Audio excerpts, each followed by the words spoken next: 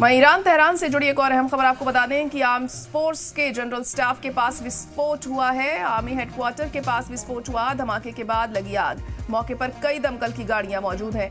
आग पर काबू पाने की कोशिश भी की जा रही है। धमाका और आग लगने से अफरा तफरी का माहौल देखने को मिल रहा है। तो इस वक्त की बड़ी और अहम खबर ईरान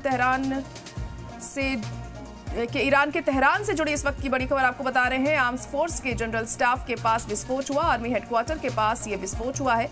धमाके के बाद यहां पर आग लग गई। मौके पर कई दमकल की गाड़ियां पहुंची हैं। आग पर काबू पाने की कोशिश जारी है। धमाका और आग लगने से अफरा तफरी का माहौल इस वक्त यहां देखने को मिल रहा है। तो आर्मी हेडक्वार्टर के पास विस्फोट होने से हड़कंप मच गया और अफरा तफरी का माहौल इलाके में देखने को मिल रहा है। फिलहाल दमकल की तमाम गाड़ियां मौके पर पहुंची हैं और कोशिश की जा रही है कि हालात को कंट्रोल किया जा सके, उसे काबू में किया जा सके, लेकिन अभी भी यहां पर हालात कशीदा ही बने हुए हैं। तो तेहरान से इस वक्त की अहम खबर, जहां पर आर्म्स फोर्स के जनरल स्टाफ के पास विस्फोट होने से हड़कंप मच गया। फिलहाल तस्वीरें भी आप देख सकते हैं किस तरह धुएं का गुबार यहां आसमान को छूता हुआ दिखाई दे रहा है। इस विस्फोट के बाद फिलहाल अफरा तफरी यहां जमकर देखने को मिल रही है। इस विस्फोट के बाद लोग भी खासे डरे सहमे दिखाई दे रहे हैं। दमकल की गाड़ियां यहां पर पहुंची हुई हैं और पूरे हालात पे और जो आग लगी हुई है वहां पर उसे कंट्रोल करने की कोशिश यहां पर की जा रही है।